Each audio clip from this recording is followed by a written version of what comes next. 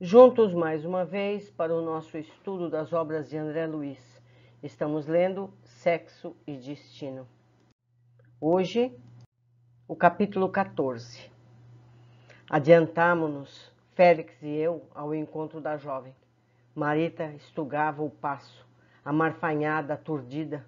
Da Lapa, onde se localizava a habitação coletiva que vínhamos de deixar até a Cinelândia, correra quase. Sentia-se tangida por todos os ventos da adversidade, expulsa da terra, traída nos mais íntimos sentimentos de mulher. A injúria experimentada transcendia para ela toda a noção de sofrimento. Teria agradecido ao homem que conhecera por par o punhal ou o veneno, mas não dispunha de forças para perdoar-lhe aquela afronta. A revolta sacudia-lhe os membros. Tremia desesperada. Na cabeça uma ideia só, ganhando extensão: o suicídio. Ansiava atirar-se sobre os carros que deslizavam à frente. Morrer, desaparecer, meditava, chorando. Entretanto, era preciso viver um tanto mais. Restava um enigma: Gilberto.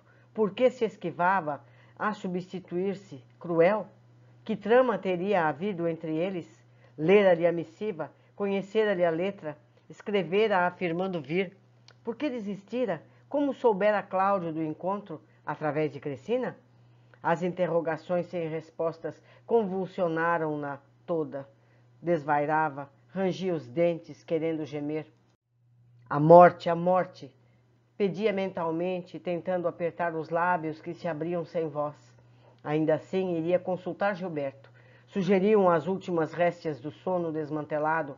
Sim, aprovava no turbilhão dos pensamentos um descontrole. Era necessário ouvir Gilberto. Uma vez só que fosse, imperioso conhecer a verdade, morrer com a verdade. Quem saberia? Talvez que o rapaz lhe estendesse um fio de luz por onde se desvencilhasse da sombra.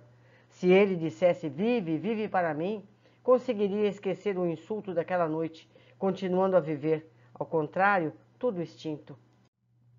Caminhando apressada e indiferente à aragem que lhe acarinhava os cabelos, repelia-nos em espírito as maiores demonstrações de ternura e consolo. Nenhuma ideia que não se lhe afinasse com a repulsão. Decididamente, se o Gilberto participara da armadilha a que se arrojara, inocente, estava tudo acabado. Tão somente lhe restaria o desprezo final.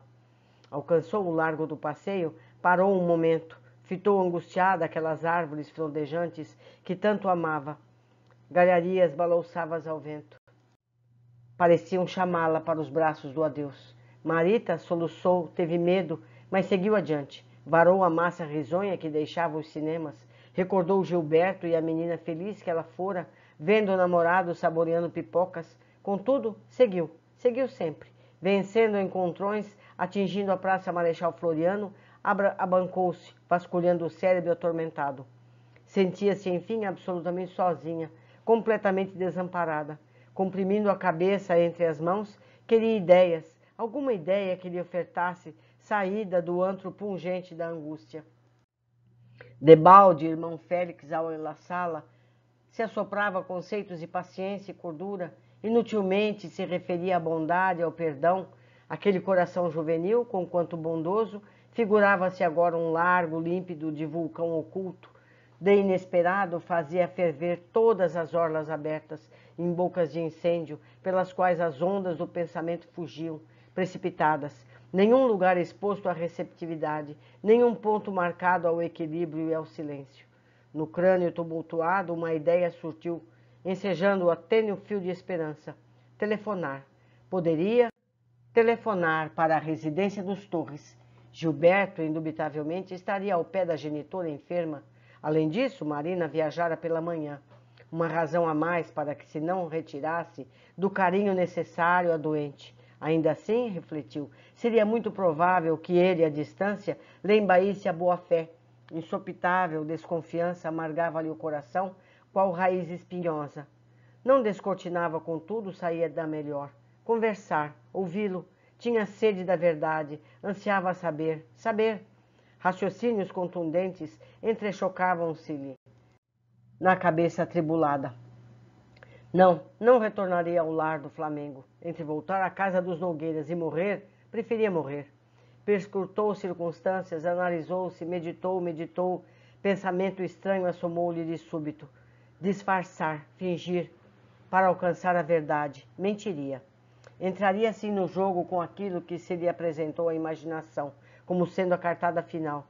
Marita concluía que ela e a irmã, pela intimidade e pela convivência, tinham vozes semelhantes, maneiras afins. Chamaria o rapaz como sendo Marina.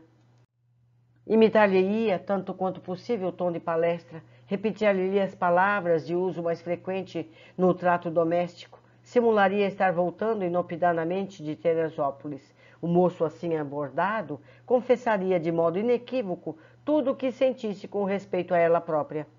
A sofredora criança consultou o relógio pulseira. 10 minutos para as 9. Desejava ambiente familiar para a ligação. Lembrou-se de Dona Cora, cliente da loja em Copacabana, que se lhe fizera amiga íntima, em cujo apartamento costumava telefonar, quando inevitável. Levantou-se, algo reanimada para a busca de condução. Entretanto, somente aí deu por falta da bolsa que largara na fuga. Faltava o dinheiro, mas não desistiu. Acenou da calçada ao primeiro táxi disponível. Consultou o motorista se lhe podia fazer o favor de atender, com pagamento à porta da casa. Estava sozinha e esquecera-se do horário. O profissional correto notou-lhe a tristeza e o acanhamento. Compadeceu-se. Alegou que recusava sistematicamente conduzir pessoas que encomendava serviço, criando problemas. Entretanto, no caso, faria exceção e aqueceu. A breve trecho, seguimos junto dela para Copacabana. No endereço indicado, saltou, fez-se acompanhar pelo condutor ao apartamento da amiga, sendo recebida com lhaneza e esperava. Segredou envergonhada para Dona Cora que se achava em apuros, se ela não dispunha naquela hora de algum dinheiro para emprestar. Pagaria no dia seguinte. A dona da casa, espontânea e bondosa, não titubeou. Abriu pequena gaveta e falou sorrindo. Só 400 cruzeiros. O marido não estava. Marita reconhecida, explicou que a importância bastava. Depois da corrida paga, disse para a senhora que andara em serviço extra. Fora em seguida ao Leblon visitar um doente, afetando que somente naquele instante conseguira tomar o ônibus em casa. Antes disso, porém, tinha necessidade de um telefonema. Conversação com pessoa muito íntima. Dona Cora cedeu-lhe a peça inteira e acrescentou gentil que ia arranjar um cafezinho. Falasse à vontade, ninguém a interromperia. As duas filhas dormiam há muito, e o esposo, que substituía um colega no trabalho, não regressaria tão cedo. A dona da casa afastou-se para a cozinha, isolando a sala. E ali, diante de nós, sem que nos percebesse, de leve os corações solidários, Marita discou sofrendo a emoção, de modo a fantasiar a alegria da outra. Escutamos transidos o diálogo juvenil, que nos ficaria então na memória gravado frase a frase. Da residência dos Torres? Sim. Quem no aparelho? Gilberto? Sim, sim. Oh, meu bem, pois você não está conhecendo? Conhecendo quem? Eu, Marina, acabo de chegar. Ah, Marina, que surpresa boa. Por que essa demora? Estamos todos em casa, esperando. Telefonar por quê? Quis saber, meu amor, se você está bem, se passou bem o dia. Saudades, eu também, muitas saudades. Venha, e a mamãe melhor? Sim, pouquinho. Escute, para que conversar? Corra para cá, venha logo. Um momentinho só. Escute, passei rapidamente em casa, no Flamengo, para conversar com a mãezinha certas coisas. Estive com duas amigas em Teresópolis que me encheram a cabeça. Estou perturbada, ciumenta. Que é que há? Marita. Ah, Marita, tenho nada com ela. Mas eu soube. Soube o quê? Soube que os dois estão em compromisso. Sei que andavam junto. Mas como assim? Não sabia. Bobagem. É muita conversa que não pude desmentir. Perda de tempo. É muita gente biruta, morou? Essa exclamação é uma gíria. Morar significa compreender. Nota do autor. Estive com o papai ainda agora. Nesse ponto da conversação singular, a voz dela titubeou. Ouvi o bastante para reconhecer-se desdenhada, abatida. Entretanto, aspirava a lia do cálice. Necessário inteirar-se acerca de quanto Gilberto havia descido. Receava descobrir-se. Indispensável toda a precaução, a fim de escalpelar o insulto que fora vítima. A pausa, no entanto, foi curta. Gilberto, do outro lado, pronunciou a deixa oportuna. Então, explique-se. Bem, você naturalmente deve saber agora que a conheceu. O velho me procurou. Ele mesmo telefonou, sabe? Conversamos pessoalmente, acertamos tudo. Quer dizer que Marita, imagine, escreveu-me um pedido de encontro. O velho soube tudo antes e me pediu dizer que iria, mas que eu não fosse, entende? Ah, no fim das contas, como é que você se arranjou? Escrevi um bilhete, prometendo vê-la, mas combinei com o velho para que ele mesmo fosse buscá-la. Ele mesmo é quem propôs a solução. Você sabe, não podia deixar de atendê-lo. Primeira vez. Estou perplexa, nervosa, não compreendo. Ele me pediu escrever aceitando, para que Marita não ficasse chocada. Disse que ela tem estado borocochô e prometeu que ele iria procurá-la, de modo a dar conselhos e a reanimá-la com uma boa notícia, que é a excursão à Argentina. Como? Olhe lá, Argentina, uma viagem para a Argentina. Uma risada seguiu-se e depois dela a consideração sarcástica. Sanatório, meu bem, sanatório ou hospício para a Marita, só sanatório. E por mais longe, e quanto mais longe, melhor. Argentina para uma e Petrópolis para dois. Neste ponto da entrevista, a jovem baqueou. Debruçou-se na cantoneira inabilitada a retomar o fone à vista dos soluços que lhe rebentaram o peito. Escutávamos nitidamente a voz do rapaz à distância, gritando. Marina, Marina, diga o que há, diga, diga. A pequenina mão encharcada de lágrimas, no entanto, repôs o fone no gancho, com a tristeza de quem encerrava, em definitivo, as portas do coração. A moça dedicou alguns minutos de refazimento, reconstituiu quanto possível a tranquilidade fisionômica e tornou à sala. Embaraçada, referiu-se ao dinheiro emprestado, que Dona Cora lhe perdoasse o incômodo, se não pudesse voltar em pessoa, no dia seguinte, a companheira da seção da loja, Nelly, que lhes era bem íntima, faria o pagamento, considerando-se a hipótese de ela, Marita, não se achar em serviço. Bastaria procurar. Dona Cora riu-se, cordial, não pensasse naquilo. Prestimosa, estendeu-lhe o café que ela aceitou, constrangida. Conversa vai, conversa vem. A amiga estranhou-lhe o abatimento, a palidez, os olhos que não cessavam de chorar. Marita explicou-se, ensaiando um sorriso que não chegou a debuxar-se. Alegou-se gripada. Tinha coriza renitente, coriza brava. E a propósito, indagou se ela julgava possível encontrar ainda o senhor Salomão, naquele instante, depois das 10, na farmácia vizinha. Gostaria que lhe aconselhar com ele sobre um antigripal. Trazia a cabeça pesada, os pulmões doloridos. A delicada anfitriã pediu um momento, correu ao telefone para voltar, quase de imediato, dizendo que o farmacêutico a esperaria. Estava a sair do plantão, que ela não se delongasse. Marita agradeceu, despediu-se e seguimos-la passo a passo. O senhor Salomão, velhinho calmo e complacente, em cujo olhar se adivinhava a brandura dos que se fazem servidores espontâneos da humanidade nos encargos que exercem, acolheu-a solícito. Ocultando os intentos recônditos, a recém-chegada falou-lhe do resfriado. Afirmou sentir dores, vertigens. O boticário, de modos antigos, habituados ao ofício, a apresentar-se de médico para os amigos, aos casos sem maior importância, pediu-lhe mostrasse a língua. Examinou-a com a prática de muitos anos e ao pé de enfermos, sem achar motivo de preocupação. Aplicou o termômetro, nenhuma febre. Sorriu paternal, aconselhou-a a ir para casa, descansar. Não deveria aceitar serviço extra até aquela hora da noite. Comentou bonachão e acrescentou que ela facilmente encontraria remédios para comprar, mas não a saúde. Indicou-lhe aspirina para a nevralgia que supunha em ação e repouso. A jovem recolheu os medicamentos, fez gesto de quem se inclinava para retirar-se, satisfeita, e voltou à carga aparentando recordar uma providência esquecida. Salomão, disse com decidida curiosidade, a transpor-lhe da voz. Não sei se você está lembrando de Joia, a minha velha cadelinha, que os meninos algumas vezes abraçaram na praia. Como não, aquela inteligência de animal, brincando de esconder. Até hoje os netos imitam a andar da gatinha que ela inventou. Andar de gatinhas que ela inventou. Pois é, prosseguiu Marita, afetando a pena. Nossa pequena Joia está no fim. Que foi? O veterinário explicou mas não aguardarei o nome da moléstia, doença incurável, grita sem pausa, um martírio. Continuando, falou para Salomão que o bichinho se tornara problema no apartamento. O síndico reclamava várias vezes, vizinhos andavam contrafeitos.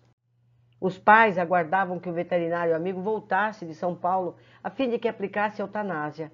Entretanto, haviam autorizado tanto a ela quanto à irmã o emprego de algum remédio que pudesse trazer o descanso final. Jóia estava abatida, gasta, lamentava perdê-la. Fora-lhe companheira no Flamengo desde quando se ausentara da escola. Simples menina, ainda assim aditava, era preciso enfrentar os fatos e poupar o animalzinho maiores sofrimentos. Não teria o amigo algumas pílulas adequadas? Ouviria referências a comprimidos que, administrados em dose alta, propiciariam a morte, absolutamente sem dor. No entanto, não lhes conhecia o nome. O farmacêutico, sem qualquer prevenção, confirmou sim, talvez tivesse no estoque algum desses anestésicos de elevada potência. Salientou que se a cadelinha fora condenada pelo veterinário, não deveria ser conservada. Convencido pelas informações reiteradas da moça, decidiu-se a pequeno depósito, procurando. Nisso, Félix e eu abordamo-lo mentalmente. O paternal benfeitor rogou-lhe examinasse a situação. Fitasse aquela menina, assim fatigada e só, além das 10 horas da noite, longe de casa, despenteada, olheiras fundas, sem bolsa, sem agasalho.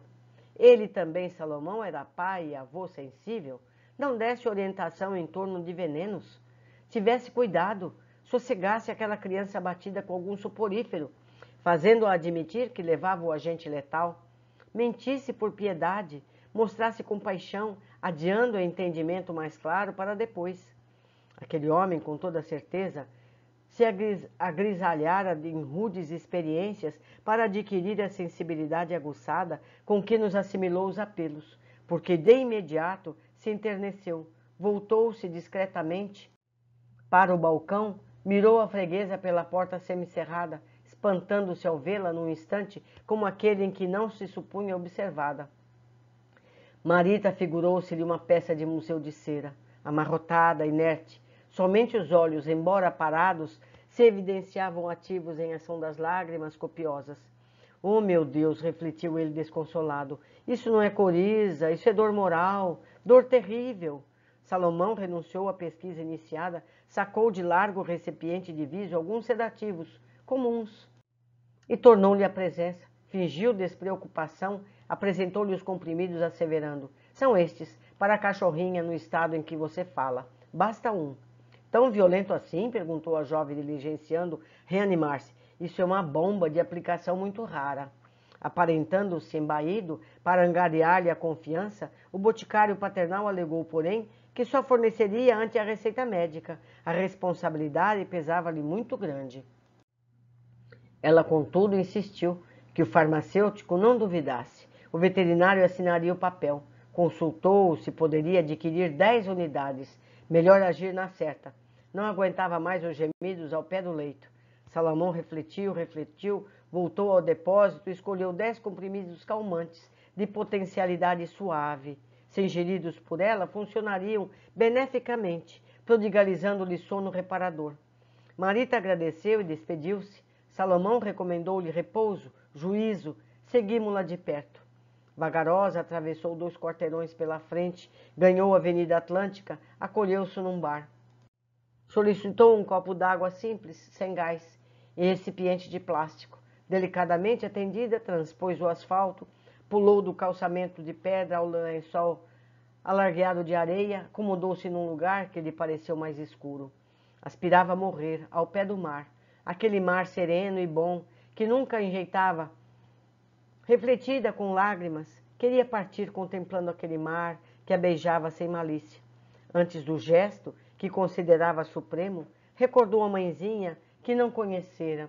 Supôs-se mais infeliz. A genitora, não obstante desprezada pelo homem a quem se entregara, conseguira um teto para o momento da grande adeus. Ela não, fora maltratada, espezinhada, escorraçada. Devia partir do mundo com um nome emprestado que detestava agora. Classificava-se por lixo na terra. Supunha desafogar a todos, renunciando à existência.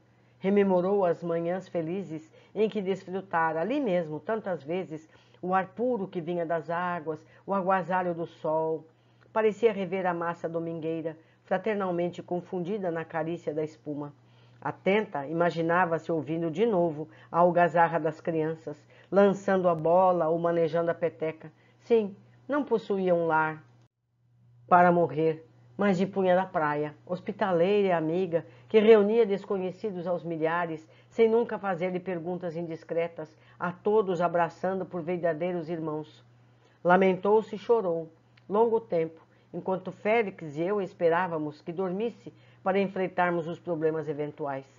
Marita despejou os 10 comprimidos na boca e engoliu-os de um sorvo com água pura. Em seguida, arriscou-se no encosto do passeio de pedra, qual se tivesse a meditar.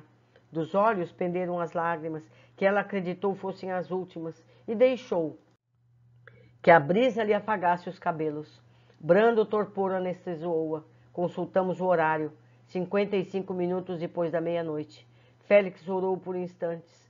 Não pude compreender de imediato que, por obrigações de vigilância, ou se correspondendo aos apelos do instrutor, 2 rondantes desencarnados apareceram, ofertando serviço. Félix aceitou, reconhecido, e enquanto os recém-chegados passavam a velar, ele e eu compreendemos a tarefa restaurativa. Providências para que a jovem não se afastasse em espírito do corpo desgovernado. Passes reconfortantes nos centros de força, estímulos variados em diversas seções do campo cerebral, insuflações nos vasos sanguíneos, operações minuciosas e demoradas, acupuntura magnética no plano espiritual, em que o orientador patenteava notável mestria. Quase 4 horas foram despendidas, ao fim das quais Marita repousava tranquilamente. Reconfortado, via nos olhos do benfeitor a esperança luzindo. Nisso, porém, um gari, aselvajado, largou a rua, caminhou em nossa direção, regando a areia, dando com os olhos da menina adormecida. Sentiu-se mordiscado de curiosidade. Não valeram recursos manobrados pelos vigias. O fanfarrão, relativamente moço, avançou para ela e sacudiu-a, rouquejando. Acorda, vagabunda, acorda!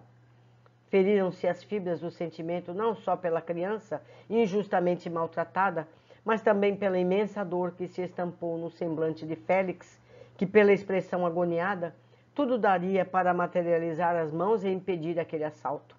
Acorda, vagabunda, acorda! Repetiu. As palmadas estalavam no rosto, cujas lágrimas o vento enxugara piedosamente. Frustrados, vimos-la abrir os olhos estarrecida. Que o menzarrão aquele, que ao vê-la estremecer, não apejava de comprimir o busto com as mãos libidinosas? Não obstante atordoada, perguntava a si mesma se teria morrido, se estaria no inferno renteando com um demônio. Intentou gritar, mas a garganta esmoecera. Mesmo assim, ergueu-se aterrada e aligerou o passo, cambaleante, superando embaraços, ganhou a calçada em um banco de orvalhado, convidava ao repouso. Porém, não dispunha de serenidade para assinalar-nos as sugestões. Pisou atarantada no asfalto, indiferente aos princípios do trânsito. Oscilou aqui e ali, estremunhada. Automóveis deslizavam velozes, lambretas estonteavam em correria. Pedestres iam e vinham, diligenciando alcançar o trabalho à distância ou regressando ao aconchego doméstico, depois das atividades noturnas. Agitavam-se funcionários da limpeza, veículos ocupados em serviços da madrugada. Preparava a cidade para novo dia. Seguíamos a pobre menina, espíritos contundidos por amargos presságios. Parecia-me Félix, um educador venerando, repentinamente descido a saracoteios na via pública, no propósito de salvar uma criança querida. Entre simpatia e respeito, eu acompanhava penalizado o grande instrutor que se apequenava e se afligia por ajudar. Rapazes, semi-embriagados na esquina próxima, ao fitarem Marita, vacilante, gargalharam, incentivando tripa de pileque, motoristas de passagem gritavam-lhe injúrias, e sem que aparecesse algum braço humano que a sustentasse no atordoamento que lhe impunha reiterados tropeções. Foi colhida e projetada a pequena distância por automóvel em velocidade excessiva, qual trapo de carne que se arremessasse violentamente no chão. O carro chispou, transeuntes acorreram. Moças que regressavam de excursões alegres gritaram alarmadas. Uma delas prorrompeu em choro histérico, sendo contida à força. No trânsito interrompido, em que debalde se buscava positivar responsabilidades, todos os veículos despejavam curiosos que se reuniam em torno da jovem inerme.